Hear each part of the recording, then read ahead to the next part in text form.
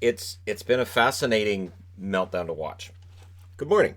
So the meltdown I've been watching over the last, I'll say, week and a half, 2 weeks, is among certain, and I'm not saying all. There's no all here, but certain Vegas Golden Knights fans regarding the play of the team, the scoring, and a lot of the conversations end up coming back to the goaltending. So I want to discuss this. And I want to get into how Vegas' scoring is completely dried up. And up until about halfway through the series against Vancouver, it was not a problem. Against Chicago, not really a problem. Corey Crawford stole that one game, but then Vegas came out and they asserted themselves, and it wasn't really a problem. It's all September. This is where it's funny, too, because it starts September 1st. So apparently they don't like playing in September. So if the Vegas DJ watches this, "Wake Me Up When September Ends" could be a good song to play the next time they're in Vegas. And there's fans in attendance and all that wonderful stuff. Because they don't seem to like scoring goals in September. So on September 1st against Vancouver, they lose 2-1. They generated 43 shots. And Robin Lehner had an 882 save percentage in that game. So, yep. Apparently it's Lehner. And I get it. I do. Then on the third, they lose 4-0 to Vancouver with 48 shots, where Demko sets a record and Vancouver's ready to put a statue up, at least I am. And Lehner had an 864 save percentage in that one. But they had one goal over 2 games.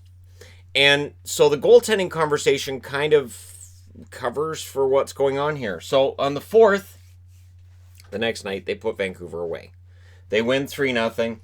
They generated 34 shots on a goaltender. They had 36 in the game. They had 2 empty net goals. And Lehner gets the shutout.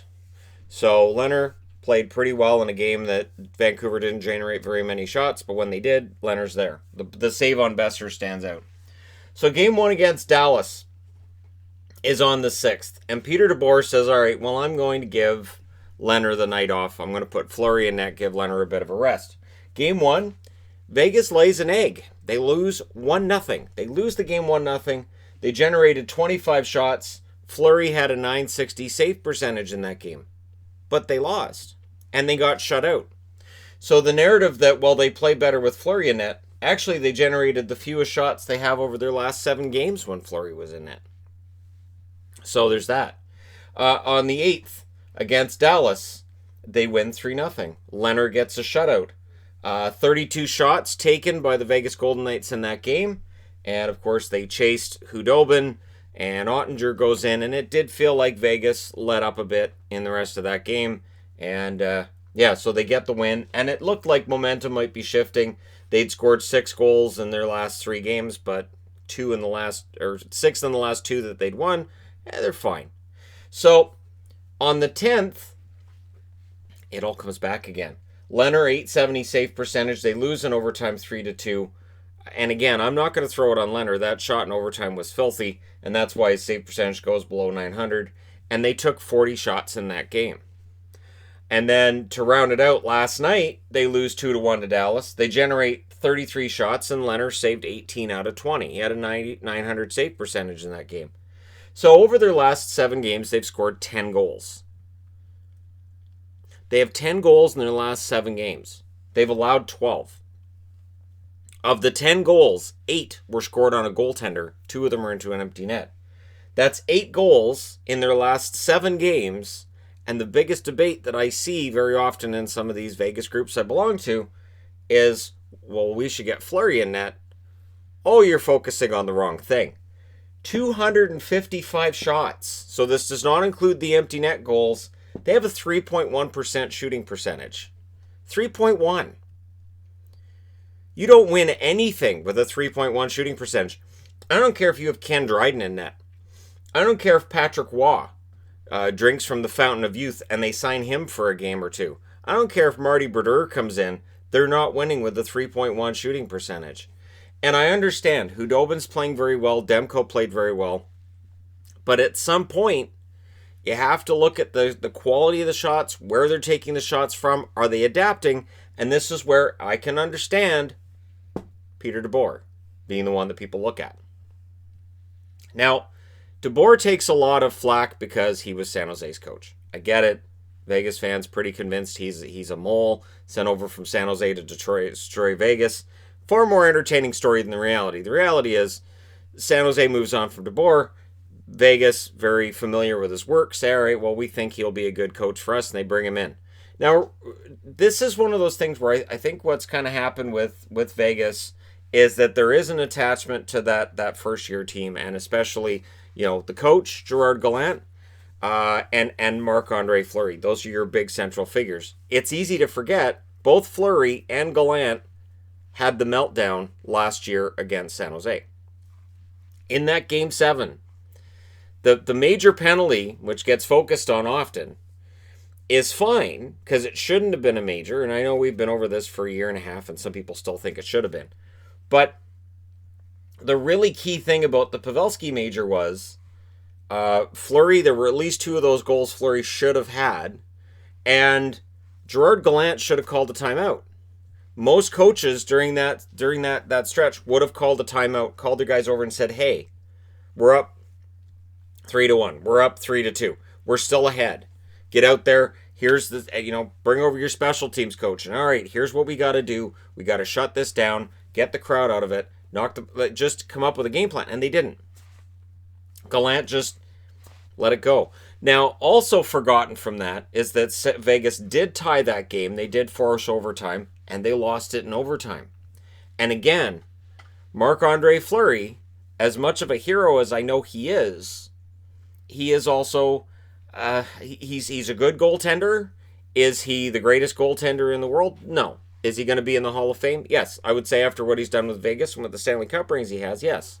But you can't overrate that either. So, over their last 7 games, when we're looking at scoring for Vegas. So when we're looking at their last 7 games, Mark Stone, 1 goal and 2 assists. Stone has been very, very frustrated. He's also the highest paid player on the team. And Stone had great numbers last year in that 7-game loss in the first round against San Jose. Over his career, his playoff numbers are good, but he played in Ottawa, so I can understand if his numbers are better in Vegas than they were probably in Ottawa. Pacioretty, 1 assist. Interestingly enough, with Pacioretty, he has 26 shots over that 7-game stretch for Vegas. Pacioretty's been very frustrated, and I understand why, but Pacioretty as well, it comes down to shot selection. And you start asking yourself, all right, so Pacioretty, who's a multiple 30-goal scorer, what's his shot selection look like? And I would say that he's kind of shooting from all over the place, trying to force it to go home. He's not taking the kind of shots he normally does when he's hot, when he's getting those to go in. Stastny's been their best scoring forward, 2 goals and 3 assists for him. William Karlsson, 1 goal and 1 assist. You don't look for a ton of points from Karlsson, but you want more than 2 in 7 games. Riley Smith, 2 assists. And Marchessault, 2 assists. Alex Tuch, 1 goal and 1 assist. And when Tuch was scoring a goal a game, I thought that was interesting. And I thought it was fascinating because, he's not really a goal a game guy. And yet 1 goal over the last 7 games is not right either. And I believe one of those goals was an empty netter. So they're having a really hard time getting the goals they need. I think Stastny had the other empty netters on this board. They're having a really hard time getting the goals from their core guys when they need them. Nate Schmidt, 1 assist. Again, you don't look for a ton of points from Schmidt, but you probably want more than 1. Shea Theodore, for all of the talk about him winning a Norris, and maybe he does at some point. 3 goals and 1 assist, 4 points in 7 games. If he's one of your top scorers in the last 7 games, you are struggling to score.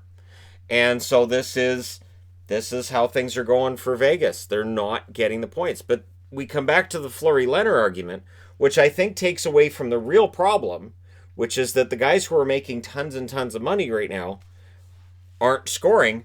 Fleury, 2017-2018, he was 5th in Vezina voting. That's the best he ever got in terms of voting for the Vezina. He's never been a great regular season goaltender. Lehner, last year, 3rd in Vezina voting. And he's had really solid numbers throughout his career. In the playoffs, Fleury with the Pittsburgh Penguins had a .908 save percentage. There were times where Pittsburgh was a winning team in the playoffs that people said, well, Fleury didn't have to be great, he just had to be good. So when we look at Lehner's numbers, they're not that far off from what Fleury was putting up in Pittsburgh when they were a winning team. In fact, Lehner's numbers are better than they were in Pittsburgh. 908 save percentages, it's okay. And in Vegas, Fleury's numbers have been 921. He has been better in Vegas. 911 overall in 146 games played. But what gets forgotten with Fleury is he's 35 and he turns 36 in November. Now, Lehner, he recently turned 29. So he's about 7 years younger than Fleury. So the argument that, well, Fleury's the better goaltender, I would say probably not overall. In Ottawa, Lehner, and these are small sample sizes, but Lehner had a 936 save percentage, or 920 save percentage in Ottawa, 936 with the Islanders, and now he has a 919 for Vegas. He has a 926 save percentage overall in his career in the playoffs. He's 15 points clear of Marc-Andre Fleury. And with Vegas, his save percentage with Vegas is 2 below Marc-Andre Fleury's in the time he's been there. So 2 percentage points below. That's not a lot. And so I think the question that should be asked here is, okay, so we can tag DeBoer with the fact the team's not scoring and they haven't seemed to be able to adjust their game to get goals on Dallas. I think the goaltending part is just absolutely an afterthought. I don't think that's a big deal. Because the last time Fleury went in, they generated the fewest number of shots they have over their last 7 games, and they lost in a shutout. So the real question I have with Vegas is they're down 3-1 as I'm recording this. They're going to have to find a way to generate offense that has to come from some of these guys. You can't count on guys like Nosek and Reeves and Carrier and your grinders to provide that offense. They're out there to provide the energy. Cousins is out there to provide the energy. He's not out there to score goals and points and all that. And which is another conversation we can have at some point on whether or not you need those scorers on the third and fourth line as well in order to win a Stanley Cup. But they need goals from these guys. They need points generated from these guys, and they need it 3 games in a row. And I haven't seen it. So while I've seen Jamie Benn getting better and better for Dallas as these playoffs have gone along, and he realizes, hey, this might be my chance to win something. As Radulov, sometimes frustrating but sometimes fantastic, has been more on the fantastic side than frustrating as these playoffs have rolled along. This is an interesting time. It's a very interesting time for Vegas because it feels like it's kind of a crossroads if they lose Game 5. Because I'm not sure where you're at if you're the Vegas Golden Knights. And again, I would expect them to keep Robin Lehner because that's clearly going to be their starter. I would not be surprised. If Marc-Andre Fleury is really that upset, I would not be surprised if Fleury and the Vegas Golden Knights split ways. I think that really, in all honesty, this is a team that is a contender. I can understand them being favorites on some level. But I do wonder going forward if maybe we're going to see things change. If maybe Kelly McCrimmon in the offseason looks at a guy like Marchessault and says, well, we weren't really getting a lot from him in the playoffs. I wonder what I can get for him on the market. I wonder how we can change this. Because ownership has made it clear. The plan here is one plan. It is to win a Stanley Cup in the first 5 years. And because of the amount of future assets they've dropped, because of the amount of draft picks that they've traded to bring guys in, and because of the fact that they are spending a lot of money on these players, and some of them could very well be in the best years they're going, like in the best shape they're going to be in, and maybe there's going to be a bit of a drop-off from a guy like Pacioretty. I don't think you have that with Stone, but we just never know when that decline's going to start. Smith and Marchessault, maybe their best years have already been played. There's going to be an interesting conversation to be had because at some point, Vegas won't be the best team in the Pacific. At some point, other teams in the Pacific are going to catch them. And when that takes place, if they don't have those future assets because they traded them off to get guys like Stone and Pacioretty, what then? And I really think as long as they have a goaltender, and Lehner's 29, he's going to be good for at least, I would say, 4 or 5 more years, which you can't say with Fleury. I don't know. I don't know what's going to happen from here. I think it's fascinating. It's the first time I've been able to see, and it's the first time in NHL's history where we've had an expansion team during the age of social media and where fans can say whatever they want. Would have been interesting if we'd had that in 2000 with Columbus and Minnesota, sure, but it feels different. Because with Vegas, this is a brand new market. At the start of series, you can see how Vegas fans don't really read up a lot on other teams. They're very Vegas-centric. And I think that's some of what we see here, where it's, well, I can't believe we're losing to that team. That team's no good. And it's like, well, yeah, but they are. And Dallas has proven in these playoffs, they're actually pretty good. And they're pretty good at shutting things down. But, this is a problem they've had now for 7 games. Can they turn it around for games 8, 9, and 10 in September? Or are they going to be done at 8 games in September with 2 wins to show for it and 6 losses? And what then? What does Vegas do then? Let me know your thoughts in the comments section below as always. Don't forget to hit like and subscribe if you're browsing your way through. You just happened upon this video. And hey, thank you guys so much for watching, for all your support. I will talk to you again soon.